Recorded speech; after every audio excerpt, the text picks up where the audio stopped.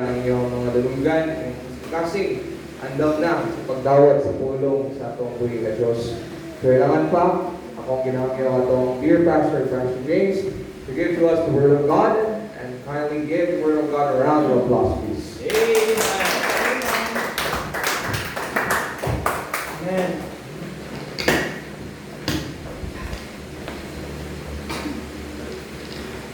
Amen. Thank you, special for that wonderful song. Thank you sa nindot kayong mga pag-awit. No? I hope that those songs really mo resonate sa atong mga kinabuhi. That we will really do our best for the Lord. No? Ato yung buhaton ng ato ang best para sa ato ang Ginoo. So mga kaigsunan sa walay ilangan, I would like to ask everyone kung gihangyo ang tanan to please stand up.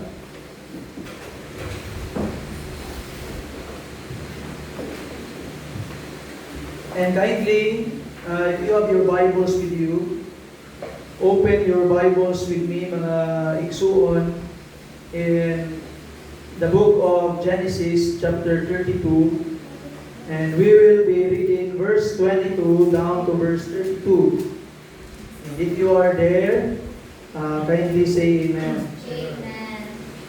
We have our verse in the monitor, but I encourage you to open your Bibles with me. And those monitor is only for those who don't have their Bibles with them. But if you have your Bible, I would like to ask you to please open your Bibles with me. Because para mahimo kang maanad nga nag-open with the Bible. Amen? Amen. Thank you for allowing me to hear your amen. The Bible says, follow me with your eyes. Verse 22, the Bible says, and he rose, verse 22, and he rose up that night and took his 2 wives and his 2 women servants, and his 11 sons, and passed over the ford Jabbok. And he took them and sent them over the brook, and sent over that he had. And Jacob was left alone, and there wrestled a man with him until the breaking of the day. And when he saw that he prevailed not against him, he touched the hollow of his thigh. And the hollow of Jacob's thigh was out of joint. And he wrestled with him. And he said, let me go, for the day breaketh. And he said, I will not let thee go, except thou bless me. And he said unto him, what is thy name? And he said, Jacob. And he said, thy name shall be called no more Jacob, but Israel. For as a prince thou hast power with God and with men, and hast prevailed. And Jacob asked him and said, tell me, I pray thee, thy name. And he said, wherefore is it that thou dost ask after my name? And he blessed him there. And Jacob called the name of the place Peniel, for I have seen God face to face, and my life is prevailed. And as he passed over Peniel, the sun rose upon him, and he halted upon his thigh. Therefore the children of Israel eat not of the sinew which shrunk, which is upon the hollow of the thigh, and to this day, because he touched the hollow of Jacob's thigh in the sinew that shrunk. Let's pray. Father God, oh how desperate we are.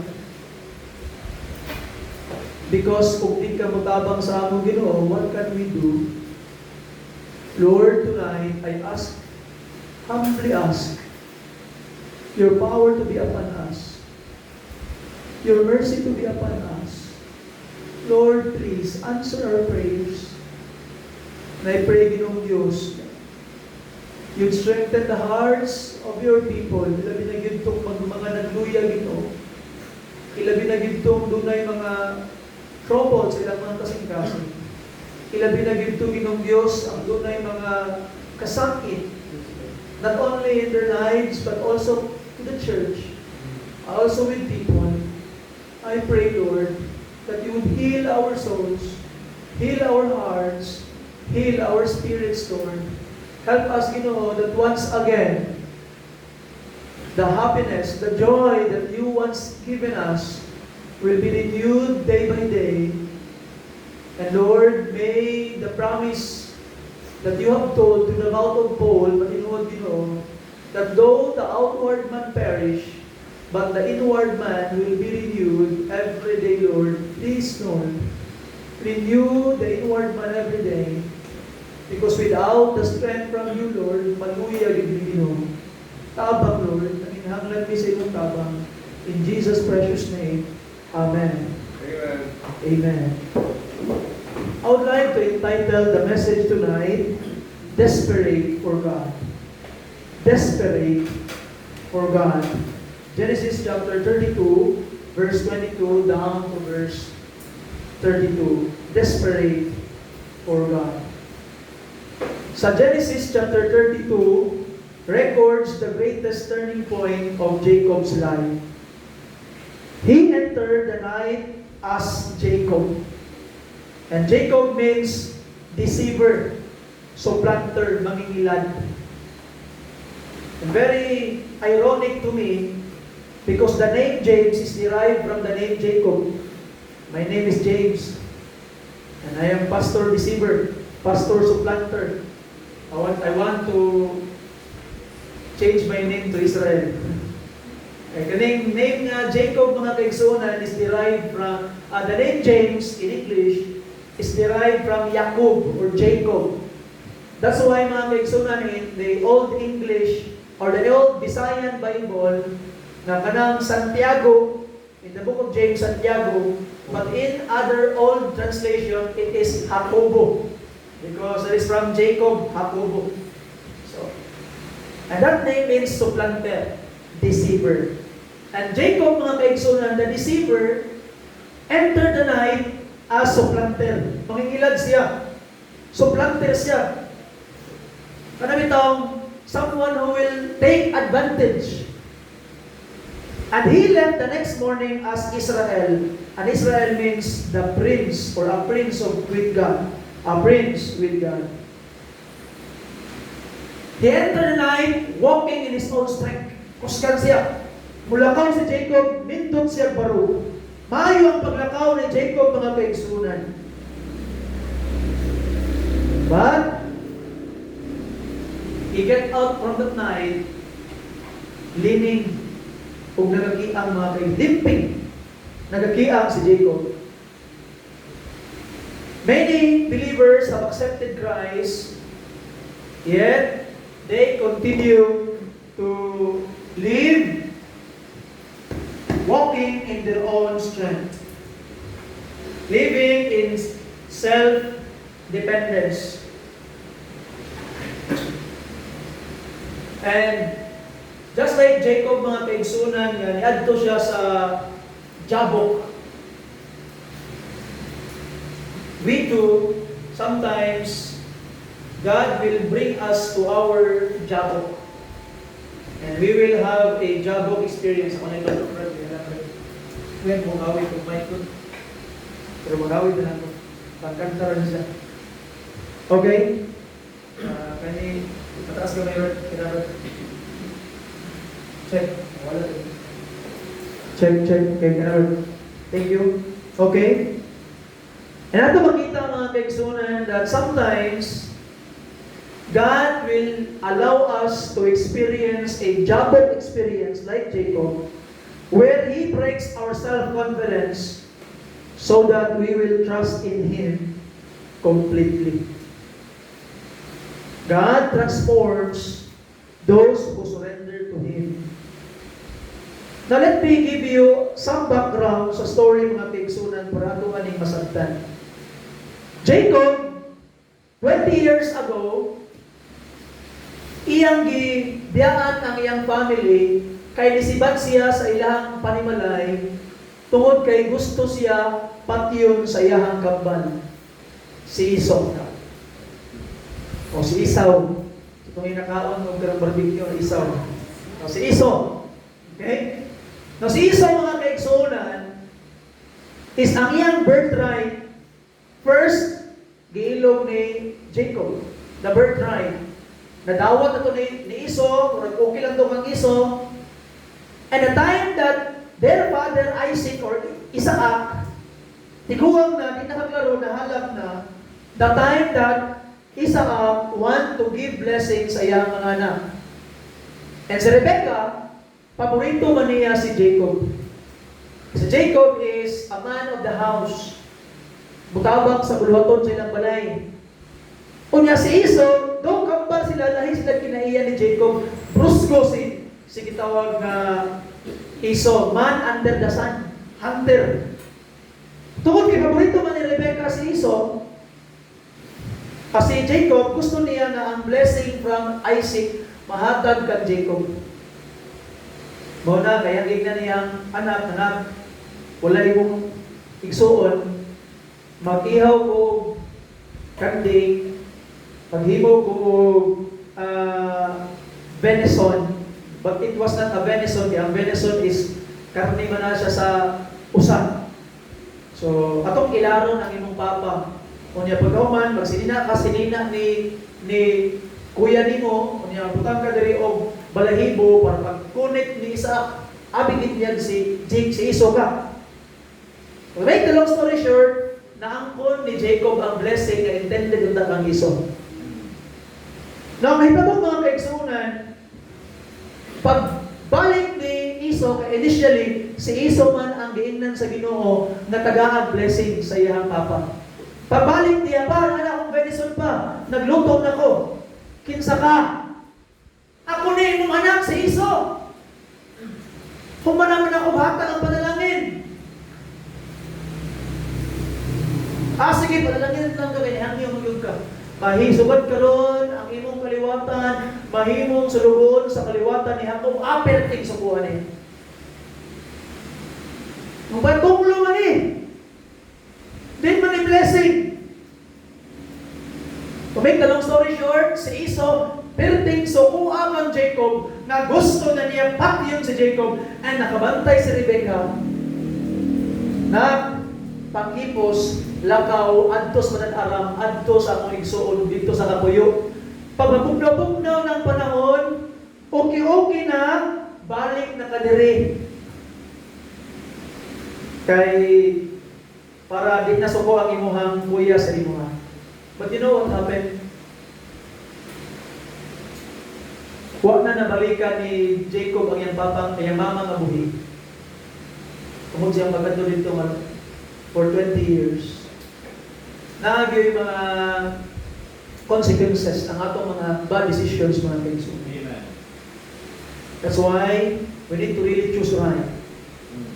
Going back to the story, si Jacob na mangingilad, niyadto sa dito ang Laban. Nagusto siya ang Rachel. He worked for Rachel for 7 years. And on the night of the wedding, pagmata niya, ang iyang ikadulong si Leah. Manukol og mata, di siya ganahan. So kung sa Laban, ngano man ni Laban, nga akong gitrabahoan ang mga hudman, ngano ang magulang man ang imong gihatag sa ako. Another 7 years trabaho. And another 7 years, ano yung Bible, mura nagbubo kay panahon tungkol sa iyang gugma. Ang 7 years, bubo na kayo para ng Jacob because of that love. That's why love can really wait. And to make the long story short, namingyawan na si Rachel. Listen carefully, giilad siya ni Laban kayang ugangan. Usahay, ang imong gibuhat, mubalik na po sa imo. Nangilad si Jacob sa iyang ginikanan, pag-abot niya dito sa paranarang, giilad siya sa ginikanan sa iyang nahimong asawa. And for 6 years, he served again for Laban para sa flock. O 10 times, usap ni Laban ang iyang sweldo. Kaya dili gusto ni Laban na matagahan siya ang sweldo nga tarong. Giilad siya. And si Jacob, mga kaigsunan, was relying in his own wit, relying on his own wisdom, knowledge, para nga iyang maangkon ang tanang mga kabtangan niya ikinahanglan, para iyang maangkon niya ang gusto. He was living in relying on his own strength. And this night, when he decided to go back home, padool na sila dito, paulit na.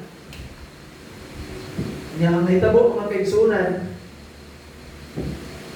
nabalitaan ni Jacob nga naay patagbo sa iya. Si Esau patagbo sa iya. And Esau brought with him 400 men, if you would read the account. Pero tingkol ba niya, patay yung sao na ako ni. Ang akong kaigsunan, o na kay sala, mga kaigsunan, di kakahimutan. Nalay gamay kasingkas, halangka basig na hibaw na, basi nasampa na, basin unya, na bagyon ko sa kaigsunan. Why? Because there is something wrong that they have done in the past. And that sin was hunting him in the present for 20 years. For 20 years. Ang kabugat sa gibuhat niya nga daotan, mga kaigsunan, nagpabilin gihapon nga nagagungkot kaniya o wala naghatag kaniya kalinaw. Hikaligson, if you have done something wrong, you need to deal with it. Face it with all your strength, with all your power, mga kaigsunan, and by the grace of God. Face it. The more you run away from it, the more it will become heavier. Mas mabugat siya. Face it. Ato nakita mga pinangga ng mga kaigsuunan. Papadya po nawala ang iyang pagkasuplante. Iyang mga wiles, iyang mga plano, iyang ibuhat, favoritism na sad. Ibaon na ito niyang mga anak sa mga sulugoon o pamilya sa mga sulugoon. Ikatulo ang pamilya ni Leah, yung mga anak. Ibaulay niya sa Rachel. Ang ano niya una-una, pagpatiyon sila ni Esau, nangamatay kapuban sa unahan, nakasibag pa ang iyang pinalanggang Raquel. Pero ibaw na niya iyang pamilya. He stayed in Jabok. Ang pagkaway ayaw ni Jacob, kawalo ka? Ibaw na ito niya iyang pamilya. Siya nagpamilya. Self-preservation. He loved himself more than anything else. Bahala mga matay mag-una, namatay sila, makasibag pa ko. Hindi mo na yung ginahuna. But that night, mga pinanggang ng mga kaigsunan, there was a man na nakiglayog sa iya. And maybe, siguro, nahuna ni Jacob, kung ano yung assassin ni Gikan kang Esau. Grabing layog niya. Hindi siya masagot. Grabing layog niya. Adtong tao. Yabtan sila kadlawon niya. Yuga, gabi pa nasugot. Abtang kadlawon. Kung niya katong tao, na nakiglayo ng Jacob, lingon siya ang Jacob, buwingin ako nagkadlaw na. Nakabantay na si Jacob na this is not a normal man. This is not an ordinary man. I cannot prevail against this man. Di takabuhian, hangtod niya, di ko ni mo panalanginan. Di takabuhian, hangtod nga, di ko ni mo panalanginan. And I would like to talk about that karon mga kaigsunan. Maybe, nasa ito karon rin that you are desperate of kind. Desperado ka na ang Ginoo mo tubag sa iyong mga paghangyo. Desperado ka. Kailangan ikinahanglan na gusto ni mo maangkon, but it seems so far away. Hikaligsoon, you can hold on to God and show God that you mean business. Lord, di takabuhian. O di ko ni mo panalanginan. And maybe some of you tonight, mga kaigsunan, dili blessing mong ipangita. Dili panalangin mong ipangita. Dili what pa mong ipangita. You just long to experience the presence of God in your life. And you pray, Lord, I want to know you more. Kasi nasa tuwa karon diri nga wa pag hindi mo mailhan ng Ginoo. You need to know God more. Amen. Know Him more. I would like to talk about some things in application of the things na ito ang gisgutan sa story. Number one, in order to transform us, make us surrender, Because God transforms those who surrender to Him. Number one, God brings us to a place of crisis. God will bring you to a place of crisis. Jacob was left alone. Gibiyahan siya, he was alone. Nagpabilin siya because of fear. And there was crisis. Kaya nga naman, the sin that he had done in the past is hunting him after 20 years. And that sin is a threat na pwedeng mamatay ang hindi buong pamilya. Attacked by Esau. Pwede siyang mamatay because of that sin that he committed in the past. And he was facing a real crisis. Though we know na si Esau, excited lang yun dahil makakita sa iyang igsoon. Giningaw po si Esau sa iyang igsoon. We know it, that's the story.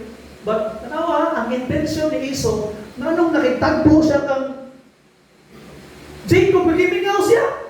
Gusto niya gakso ng iyang igsoon. But what happened? Pag nakaisala, hindi ka kasabot. Paglibog ka. That's why mga binangga ng mga kaigsunan, as much as possible, stay away from sin. Don't get into it. Papahay ka. Because it will rob your peace. And Jacob was alone. The crisis was unavoidable. Abi niya, nakaikya siya ng Laban. Gigugod na po siyang Laban. Gusto mo siya pati ni Laban. Nasibat man siya sa pangarang. Abi niya, nakasibat na siya ng Laban, but now he could not escape Esau. For 20 years, he carried the guilt over, stealing the birthright, deceiving his father, cheating Esau. Now the past had caught up with him. And God often uses unfinished business to bring back His children to Him. And you know, when those unfinished business may mong gibuhat in the past, those can be God's instrument to bring you back to His feet. The crisis was necessary. Jacob was separated from his family, his servant, his possession, until there is only Jacob and God remained. Wala na ilain. Yung family, wala na. Yung mga servant, tuwan, hindi wala na, nagpilin siya. Wala na siya ilain kaduulan. Wala na siya ilain kaistoryahan. He is now alone with God.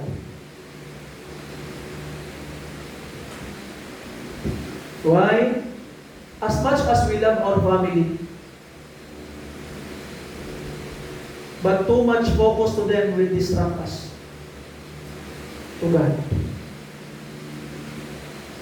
Ato makita mga kaigsunan, family must not be hindrance with our relationship with God. Sometimes, ang pinaka-source sa ato ang mga discouragement is within the family. Pag ma-discourage gani ang isa sa pamilya, mandamay ng sanan. E nga naman, ampot lang ang tao, pag nagay ng discouragement, di yun maligayat na mo yawit-yawit ang baba, bisag unsa na lang manggawa sa baba. And those people who are hearing them around will also be discouraged. And you know, you're actually killing their spirit. Ang nahitabo sa diha nga naulian na ka, katong tanan imong gipangistoryahan sa imong mga kasakit, sa imong ginabuhi, wa pagyapon na ka-recover. That's why be careful kung pinsa ang imong istoryahan sa imong mga kabugaton. Remember this, istorya ang imong kabugaton to those people you know and you can trust that can carry that burden. Amen.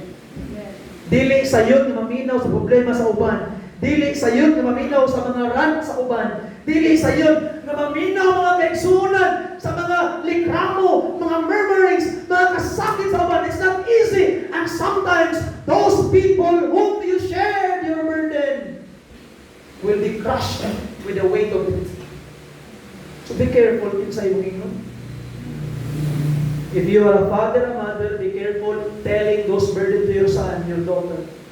Maybe they will be crushed. If you are a daughter, be careful sharing those things to your mother or your father. Maybe they will be crushed. Be careful, mga kaigsunan. That's why we have God, nga itong kadaganan perminti, itong kakumpisalan perminti. Amen. And God sometimes will remove distractions before He speaks. Ipauna sa niya ang mga family ni Jacob, yung mga servant, and Jacob was alone, and then God spoke. Sometimes God allows sickness, financial pressure, family problems, disappointments, not to destroy us, but to get our attention. Kaya ba sinusobrang takabisi sa kalibutan? In Psalm chapter 46, verse 10, please. Psalm chapter 46, verse 10. Ingon pa ang pulong sa Ginoo, mga pinangga ng mga kaigsunan, be still. Punong ang Panginoon. And know that I am God. I will be exalted among the heathen, and I will be exalted in the earth. Be still. Slow down. Isaac Palabi, slow down. In Hosea chapter 5, verse 15, Hosea chapter 5, mga kaigsunan, verse 15, palihog daw, Brother Lawrence. Can you please flash it? The Bible says, I will go and return to my place till they acknowledge their offense and seek my face. Look at this. In their Affliction. they will seek me early. Sometimes, ang ginaalaw sa Ginoo that there will be affliction nga itong tagbuon sa itong kinabuhi in order to draw us near. In their affliction, they will seek me early. In order to make us surrender, God will bring us to a place of crisis. And we will become desperate of Him. Ma-realize na totoong need sa Ginoo. Na ginahanglan yun ay ka Ginoo. Need yun ay hindi mo ang Ginoo. Na number 2, mga kaigsunan, God breaks our self-sufficiency. In order for us to realize that God is really needed sa atong kinabuhi, we will be desperate for Him. Number 2, God breaks our self-sufficiency. Jacob wrestled all night. The mysterious man was no ordinary man. In verse 30, we knew, sa verse 30, mga kaigsunan, atong makita in our text, and Jacob called the name of the place Peniel, for I have seen God face to face, and my life is preserved. So Jacob realized na ang iyang kalayog ang Ginoo niya. And I believe this is the pre-incarnated Christ. Amen. And ato makita mga pinangga ng mga kaigsunan, this is the appearance of Christ. And Jacob wrestled with Him. Jacob fought with all his strength. For years, Jacob depended upon his intelligence, his schemes, his manipulation. Tanan niyang mga kuyaw ng mga hinagiman. Tanan niyang kuyaw ng mga kaalam. When he wrestled with God, none of those things worked. And God touched the hollow of Jacob's thigh. According to my little research, that muscle there sa imong thigh is the strongest na physical muscle sa imong lawas na imong magamit. Usgan kayo imong thigh mo na naga-support sa imong lawas. And God touched the strength of Jacob. He touched the hollow of his thigh. One touch from God accomplished what hours of wrestling could not. God knows exactly where our greatest confidence lies. And sometimes God will touch it. Sometimes we are very confident with our health. You know, I know a man. Napitigil niya ang kusgana. Idara na siya pero baklay, brusko kayo, mo trabaho, kuyaw yung gayo. And suddenly, he was diagnosed with a sickness. Wala ray bulan. Wala na. You see that? Sometimes we are having confidence, kaya na ginako ni.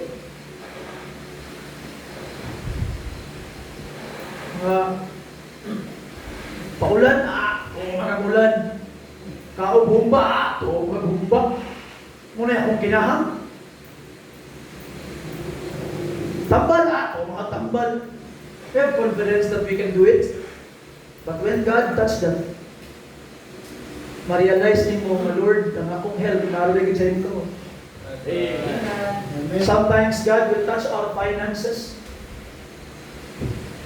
Sometimes we think na stable na niya akong kinabuhi. Stable na akong panginabuhi. Remember, the richest man at the time of Daniel, gitouch sa Ginoo si Nebuchadnezzar from king na himo o tao nga murag animals.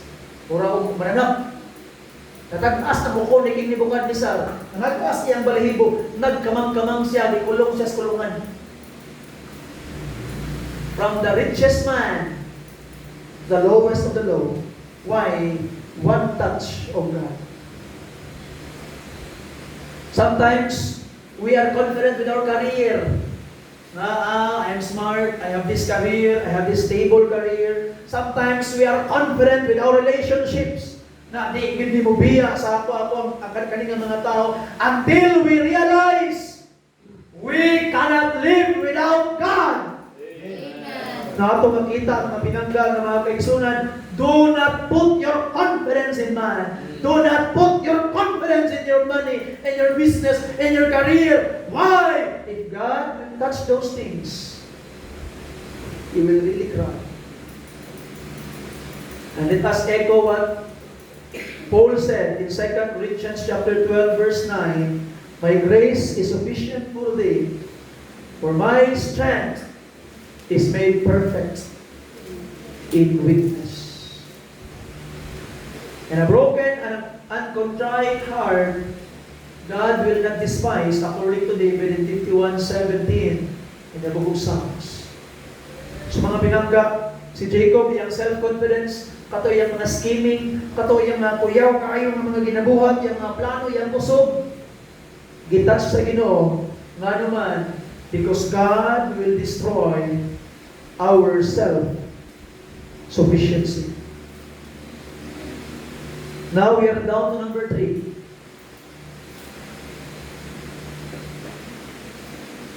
So that God will strengthen us and change us. He will bless us when we are desperate for Him. Number 3, God requires honest confession. God requires honest confession. Kung saan ipangutana sa Ginoo kang Jacob, Lord, di nakabuhi ang Ginoo. O di kunin mo panalanginan. Sa pangutana sa Ginoo kang Jacob, what is thy name? Now remember this. Remember when was the last time that question was asked to him? Kabalo mo kung saan? When Isaac asked him, kinsa ka? Kinsa ka? Instead of saying, ako si Jacob, na mama ka siyang papa. Kung sa'yo mo siyang papa, ako si Esau. He deceived his father. And now he is facing the one na di niya pwedeng bakakan.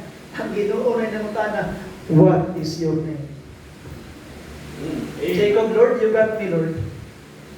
Di ta ka mailad, Ginoo. Di ko pwede mamakak sa imo. Sa akong papa, pwede ko mamakak. Pero sa imo, Lord, di ko pwede mamakak. You got me. I am Jacob. Si Jacob din. The last time, he answered that question with a lie. Now, the one who is asking is someone no one can lie to. God already knows his name. But the question, ang pangutana is not for God to know the name. Kabalo lang Ginoo. But God is asking Jacob, if he is really willing to admit who he really is. He must admit who he really is. His name meant deceiver, supplanter, heel catcher. Pagawas ni Jacob, ni Esau sa tiyan siyang mama. Kabalo ko sa Bible. Si Jacob gahawid sa takong sa iyang magulang. Lain man ni sa ato address Pilipinas kay pag manganak ka ni kambal, ang una mo gawas mo ibanghod. Ang magulang kung naulahay kasabak daw siya manghod. Pero sa Bible, kung kinsay una ni gawas, may magulang. Kaya ito makita ang mga pinangga ng mga kaigsunan. He was heel catcher. And for the first time in Jacob's life, Jacob stopped pretending. Real revival begins when there is honest confession. Amen. In order for God to change us, we must stop hiding from Him. Unang kayo sa Bible sa 1 John chapter 1 verse 9. 1 John chapter 1 verse 9. If we confess our sins, He is faithful and just to forgive us our sins and to cleanse us from all unrighteousness. So ato makita mga kaigsunan, kanasaan nato paangkon ang cleansing o ang forgiveness if we confess. So stop pretending. Stop hiding behind a mask and start coming to God. Be honest. He that covereth his sins shall not prosper. Proverbs 28 verse 13.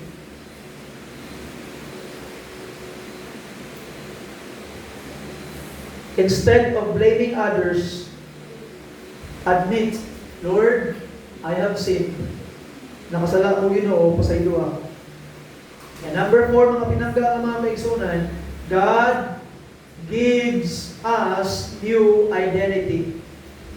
God gives a new identity.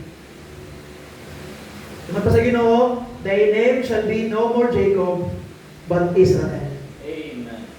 Jacob had spent years trying to change his circumstances. Gusto ni Jacob na i-change ang iyang circumstances. But your circumstances will not be changed if you will not become a changed man.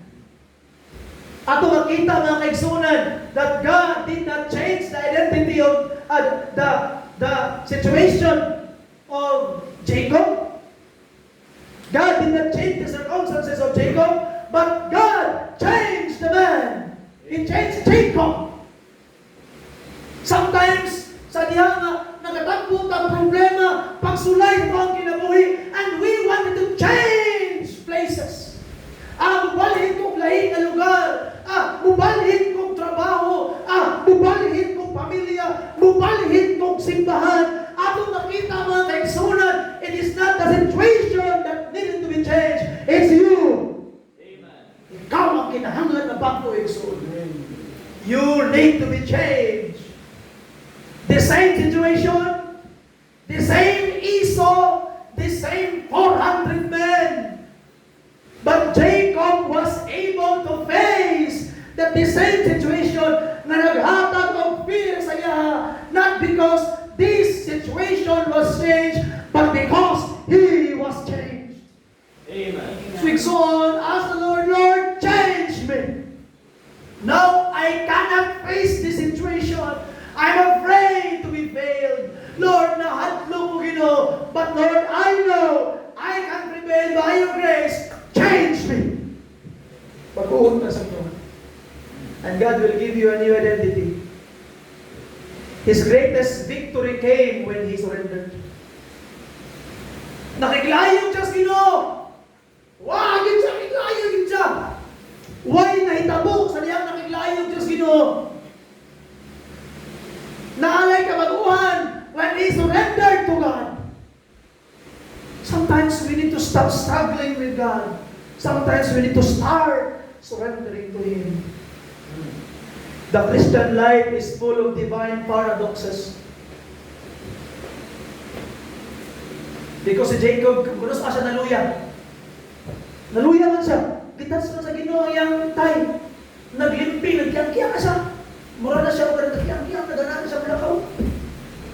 Na-imagine mga kaigsonan, I have not yet found in a cartoons, o kitag cartoons na nag-portray kang Jacob, magkiyang, gana na Jacob. Galing na. Gana na Jacob, bakit? Sometimes ito nakita sa TV, mga cartoons, hindi pa. But the Bible says he was limping. Nagitan siya ginayang tayo. He now became weak. And it was a paradox. Why?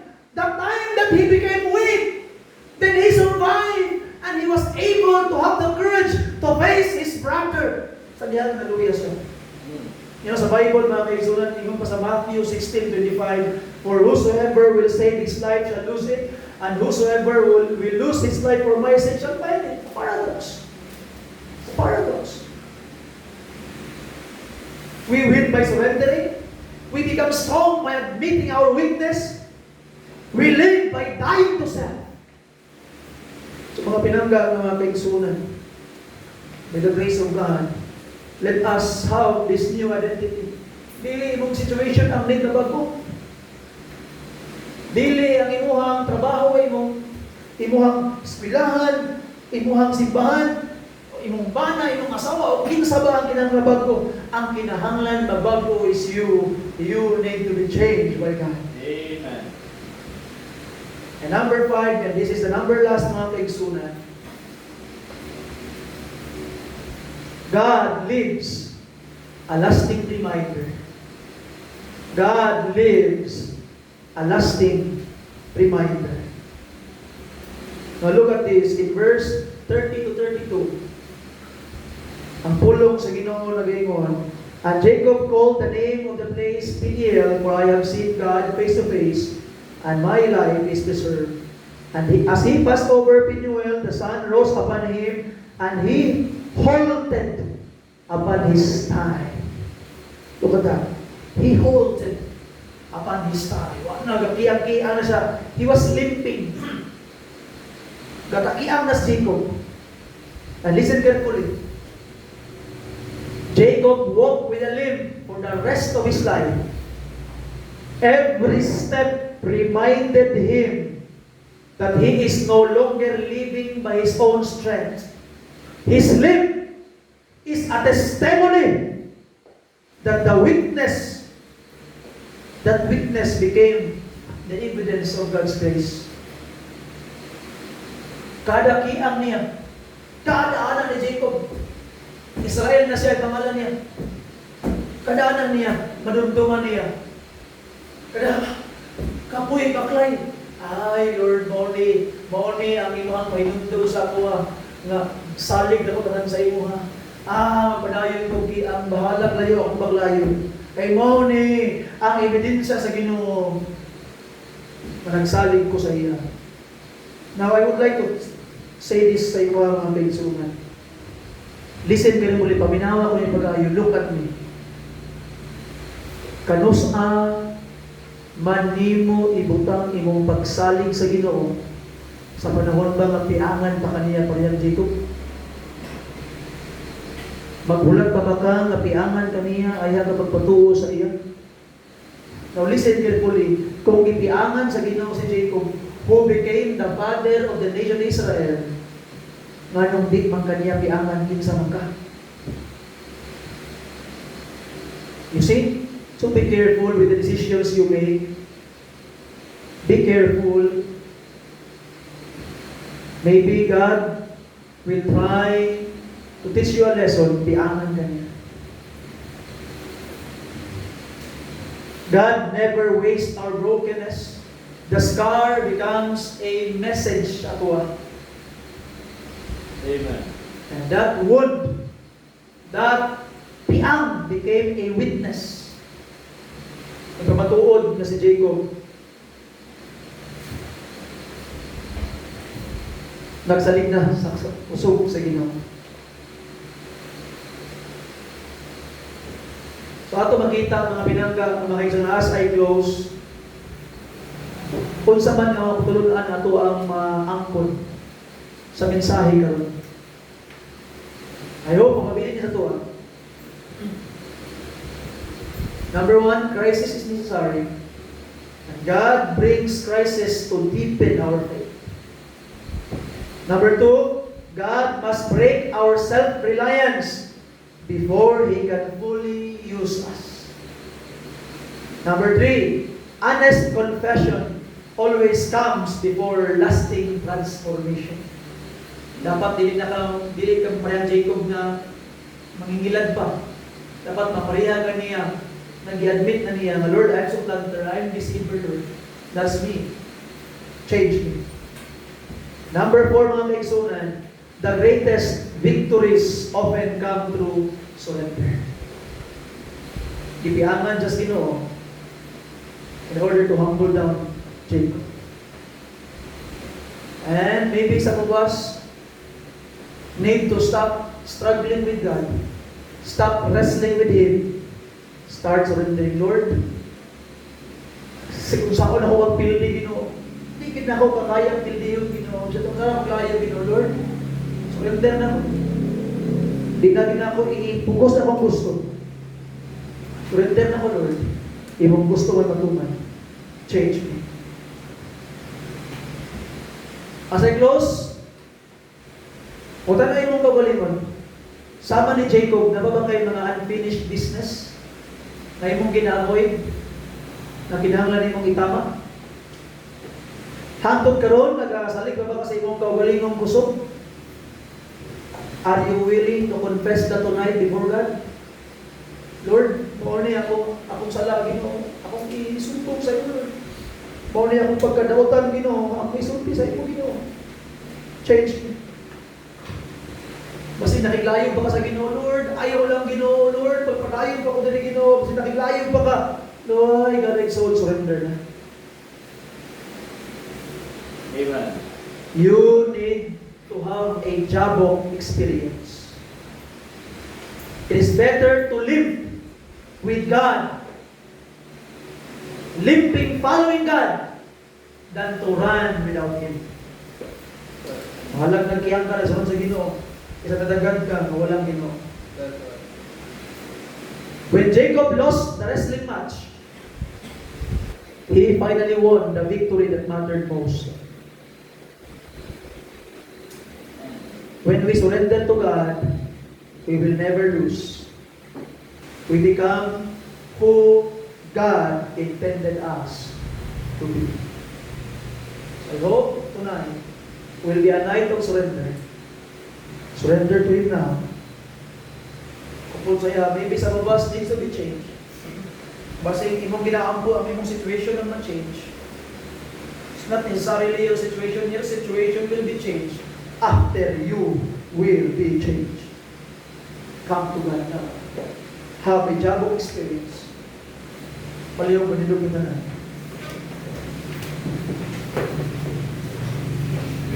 Let us pray. Father God, sa ilo ang Ginoo, we have sinned before you, Lord. We have lost your trust. Forgive us, Lord. Many times, Ginong Diyos, that we became the enemy of the church. Many times, we became the discouragement of the brethren. Many times, Lord, we betrayed you. Mas diyo na lang mong ginawang kaugalingon. Labaw sa iyo.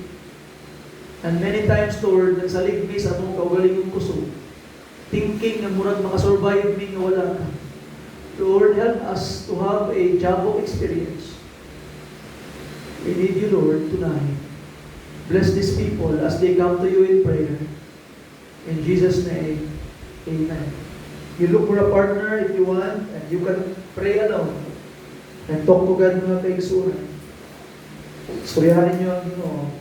And after sa atuang prayer, akong hangyon si